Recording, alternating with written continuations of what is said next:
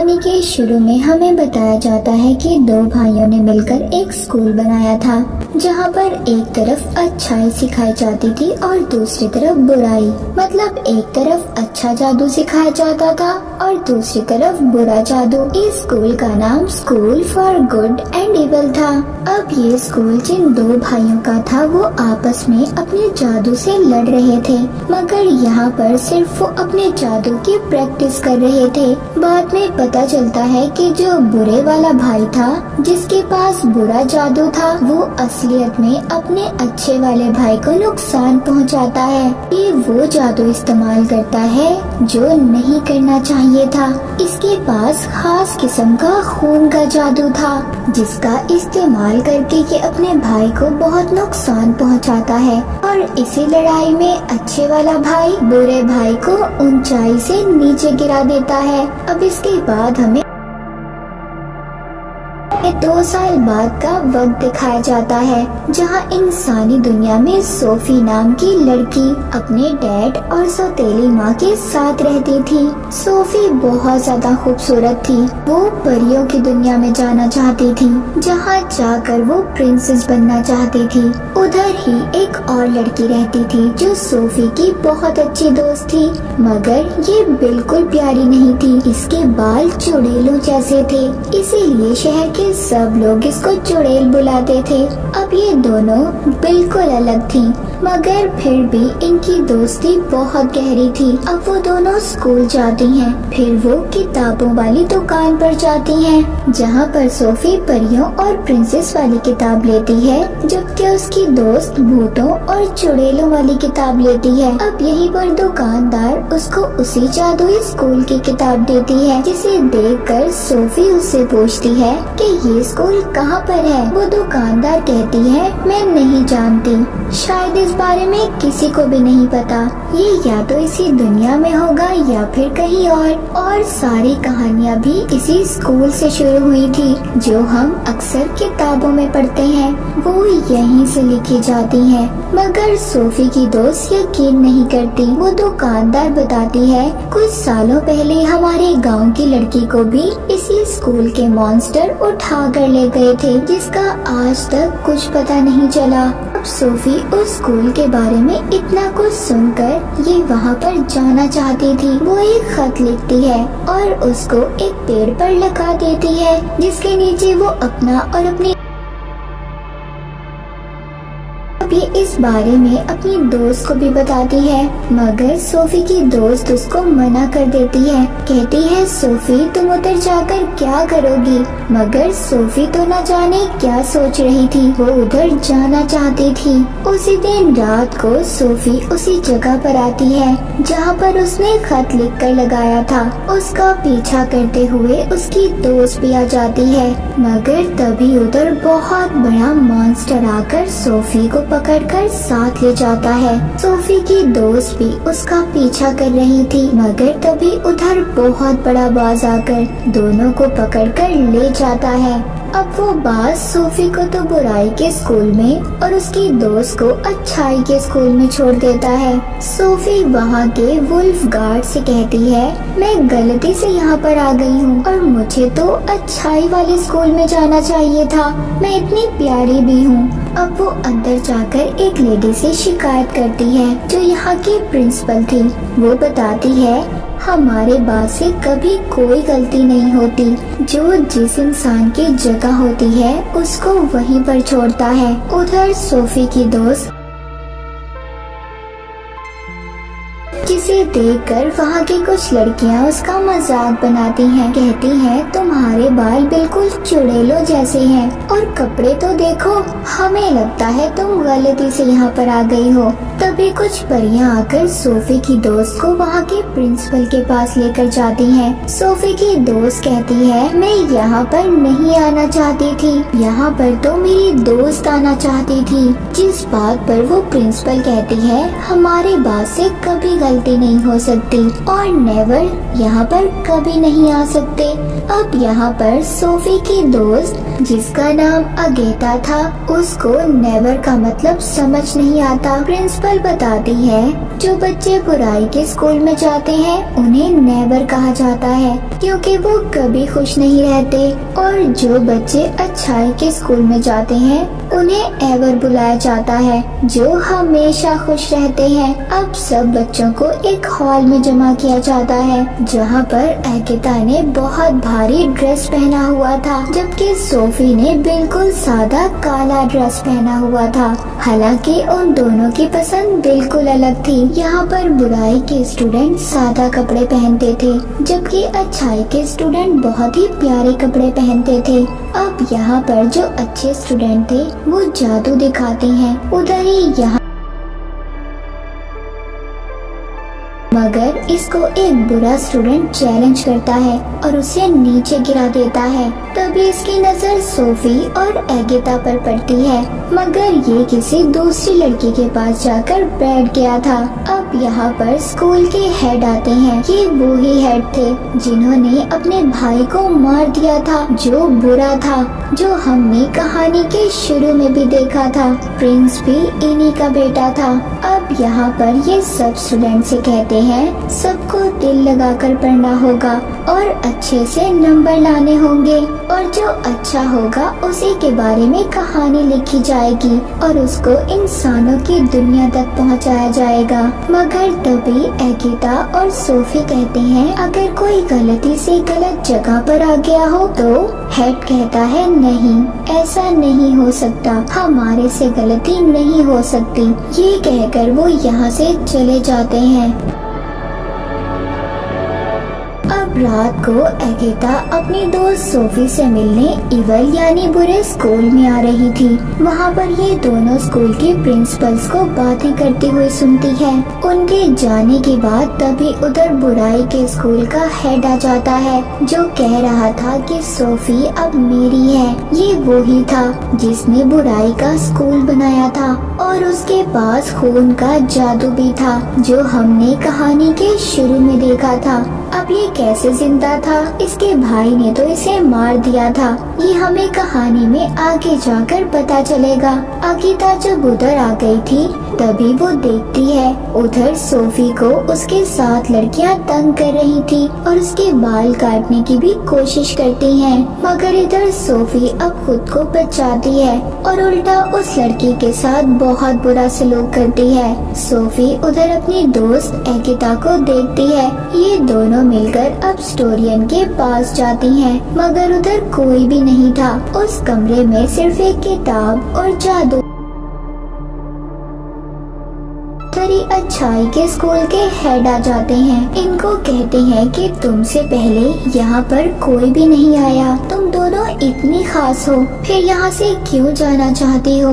मगर सोफी कहती है मैं नहीं जाना चाहती, ये जाना चाहती है। मैं तो बस गलत स्कूल में आ गई हूँ, मुझे अपनी पुरानी जिंदगी बिल्कुल अच्छी नहीं लगती। अगेता सोफी को भी अपने साथ लेकर जाना चाहती थी। वो हेड से पूछती है क्या सिंड्रेला, स्नो वाइट, जितनी भी कहानियाँ हैं सब सच्ची हैं? वो कहता है हाँ बिल्कुल सब सच्ची हैं और वो सब यहीं पर पढ़ते थे। यहीं पर वो सोफी से कहता है अगर तुम अच्छे स्कूल में आने के काबिल होती हमारा बास तुम्हें बुराई के स्कूल में नहीं भेजता। वो कहती है मैं अच्छी हूँ, प्यारी हूँ, यही चीज तो अच्छाई के लिए है। अगेता उसकी दोस्त कहती है उसके लिए सच्चा प्यार चाहिए, जब तुम ये ढूंढ लोगी तो तुम अच्छाई वाले स्कूल में आ जाओगी। ये सब बातें करने के बाद हेड उन दोनों को अब अगेता जब अपनी क्लास में थी तभी उसको लड़कियां कहती हैं अगर तुम टेस्ट में 3 बार फेल हो गई तो तुम्हें स्कूल से निकाल दिया जाएगा। वो खुश होकर कहती है क्या वाकई? वो कहती है निकालने का मतलब तुम्हें कोई मॉन्स्टर बना दिया जाएगा। जब टीचर आकर उसकी स्माइल हंसी का टेस्ट लेती है तो वो फेल हो जाती है। उधर सोफी का बदसूरती का टेस्ट हो रहा था जिसमें वो भी फेल हो जाती है। जब ये दोनों हॉल में मिलती हैं तो अगेता सोफी को राजा के बारे में बताती है, मगर उसका दिल तो यहाँ के प्रिंस पर आ गया था जो हेड का बेटा था। सोफी अपनी दोस्त को एक खत देती है और कहती है ये मेरी तरफ से प्रिंस को दे देना। अब जब अगेता जंगल की क्लास के लिए जा रही थी तो उधर ये सोफी का खत प्रिंस को देकर चली जाती है। अब जंगल की क्लास में उनका टीचर उनको बहुत ही खूबसूरत फूल दिखाता है जो असल में बहुत खतरनाक थे। उनको स्केरक्रो भी दिखाता है जिसको खेतों में खड़ा किया जाता है इंसान जैसा पुतला बनाकर। वो बताते हैं ये रात में जिंदा हो जाता है। तभी उधर एक लड़के को फूल काट लेता है जिससे वो डरकर भाग गया था। ये लड़का तीसरी बार फेल हुआ था। जब अगेता उसका पीछा करती है तो देखती है उसके इर्द गिर्द तूफान का घेरा बन जाता है और वो गायब हो गया था, जिसे देखकर अगेता बहुत ज्यादा डर गई थी। उधर सोफी को भी क्लास में एक लड़की तंग कर रही थी और टीचर भी उसको नहीं रोकती क्योंकि ये बुराई का स्कूल था और इन्हें तो ये सब कोई देखकर मजा आ रहा था। तभी वो लड़की अपने टैटू से जो सोफी पर हमला कर देता है, उसे तंग करता है, उसे मारने की कोशिश करता है। सोफी कुछ नहीं कर पाती, बस अपनी जान बचाकर इधर उधर भाग रही थी। तभी वहाँ पर बहुत सारी मधुमक्खियाँ जाती हैं जो उस ड्रैगन को चिपक गई थी, जिस वजह से अब उस लड़की का दम भी घुटने लगता है जिसने ड्रैगन को सोफी के पीछे भेजा था। तभी सोफी उसको मना करती है। अब जो मक्खियाँ थी वो कोई और नहीं बल्कि बुराई का हेड था जिसके पास खून वाला जादू भी था। सोफी को प्रिंसिपल जल्दी से यहाँ से ले जाती है। वो पूछती है ये कौन था। वो अब हेड के बारे में बताती है, साथ ही ये भी कहती है कि तुम बहुत ताकतवर हो। पर सोफी कहती है मुझे ताकतवर नहीं बनना, मैं तो बस अच्छे स्कूल में जाना चाहती हूँ, मुझे तो बस अच्छे स्कूल में जाना है। जिसके बाद दूसरी तरफ हम अच्छाई की प्रिंसिपल को देखते हैं जो सब स्टूडेंट को ये कह रही थी कि अच्छाई हमेशा बचाती है। तभी अगेता उस लड़के के बारे में पूछती है जो जंगल कहती है ये स्कूल का रूल है और ये कहकर वो उसे चुप करवा देती है। अब वो बताती है कि साथ ही नहर में एक मछली है जो सबकी ख्वाहिशों को पूरा करती है, तो आप सबको अपनी अपनी ख्वाहिश को उसे बताना होगा। जब अगेता की बारी आती है तो ये मांगती है जो लोग अपने घर जाना चाहते हैं वो आराम से जा सके। तभी वो मछली एक लड़की में बदल जाती है। वो कहती है आज तक ऐसा किसी ने कुछ नहीं मांगा, तुमने बिल्कुल वही चाहा जो मैं चाहती थी, इसीलिए तुमने मुझे जादू से आजाद कर दिया। मुझ पर जो जादू टेस्ट में फेल होने की वजह से किया गया था। ये कहकर वो गायब हो जाती है। तभी उधर बाज आता है जो अगेता और सोफी को यहाँ पर लाया था। जब अगेता के पास आता है तो ये समझ गई थी ये वो ही लड़का था जो जंगल में गायब हुआ था, उसको अब बाज बना दिया गया था। तभी उधर प्रिंस आकर उसे तलवार से मार देता है, ये समझकर कि शायद ही अगेता को मारने वाला था। गुस्से में अगेता प्रिंस के मुंह पर मुक्का मारती है कि उसने